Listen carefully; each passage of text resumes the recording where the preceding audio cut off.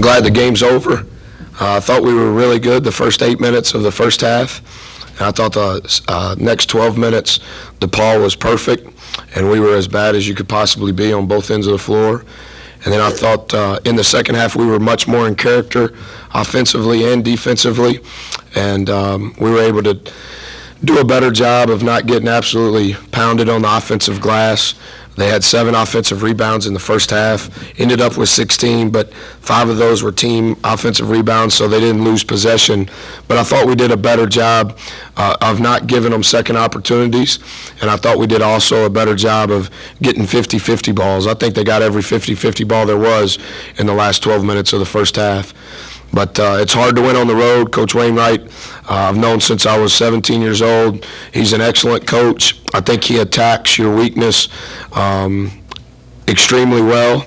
And Will Walker was really hard to guard, and it seemed like he made every shot that he shot. So we're thankful for the win on the road, and like I said initially, glad that it's over.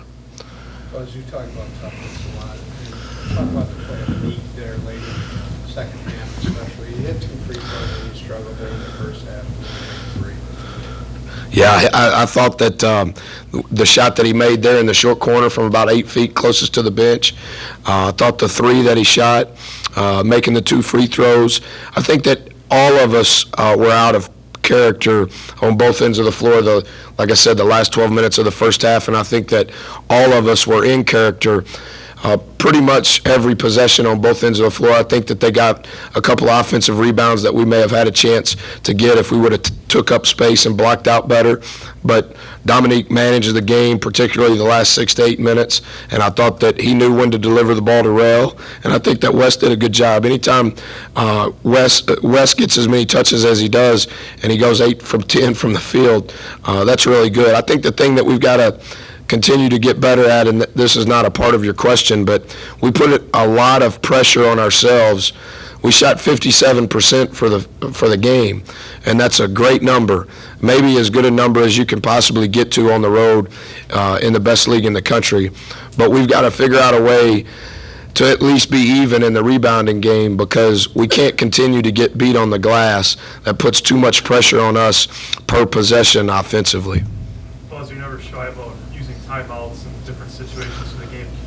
Why did you not choose not to use a timeout when the ball was making that run there in the first half? They knew the deal. They knew what I would have said. I think that's the thing. I didn't say anything at halftime. No profanity at halftime. I'm trying to get better at that. They knew what I would have said, and they need to figure out how to get themselves out of it. And I did a poor job of substitution there when we were up 18. We were mixed-matched on both ends of the floor, and then we corrected it, and then it just dissipated on us.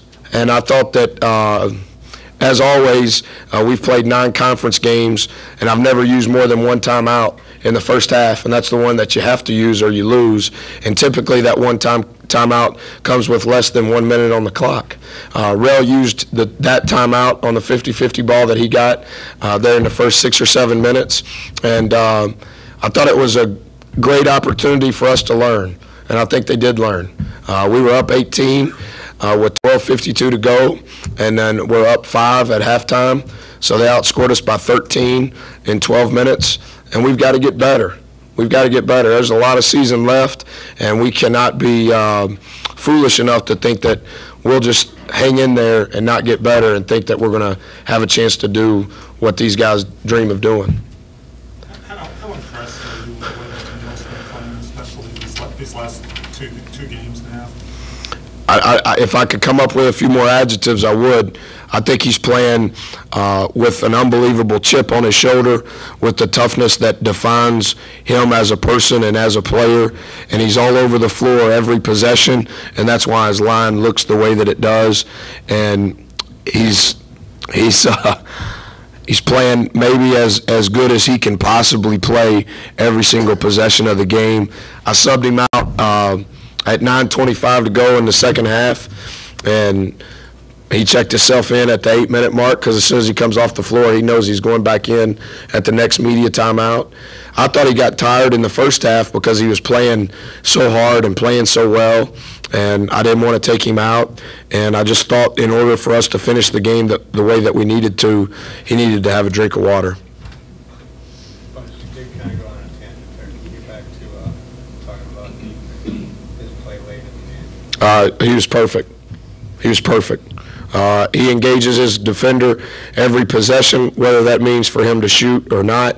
I think he took time, score, and momentum shots that a point guard should take, and I think that he understood when he needed to distribute the ball to Rel or Wes. And I thought that those last 7 possessions prior to DePaul needing to foul us, those last 7 possessions, Nick was involved in every single time. And we were running some sets to make sure that we got the ball reverse side, top side, and Nick made sure that our team did that. And so I go on a lot of tangents, but he was perfect. Was it something, what were you guys trying to do with Walker? I mean, you got real hot there during that stretch in the first half, and it was just a matter of, a guy feeling it and you guys not, defending him correctly, or what happened there? There may have been 1 or 2 of the 10 shots that he made that we didn't play to scout and report, but for the most part, he made shots. He's a really good player that over the last 4 games he's averaging 15.8 points per game, and he's shooting 50% from the 3-point line. And I thought initially when I studied DePaul, when we played him the first time, I thought he was more of a catch-shoot guy. And over the last 2 games since we've played him, he's really put it on the floor, and that makes him a more difficult matchup, similar to what's happened with Rel's game over the last 8 games. He's become a guy that's difficult to guard because now he's shooting the ball so well from 3. But Will Walker earned every shot that he got and every shot that he made. He shot 21 balls. He made 50% of them. He's 5 of 7 from the line and 5 of 8 from 3. That's a heck of a line. How did things change for you the way you were defending the ball without Tucker playing, if they did at all? Well, I think Tucker's an elite level guard in our league. I don't know that it changed necessarily. It probably allowed us to rotate better on Will Walker. Wes, Neek, and Rel, all 3 had turns at guarding him. And if Tucker is in the game, we probably are not able to rotate quite as much. But what's happened is Tucker and Walker you can't help off of them. You can't help off of them. And then they got Matt Coswell inside, and he is an athletic specimen. And when he gets a deep catch, it's a dunk or you're fouling him. Is that it for Buzz? Thanks. Thank you.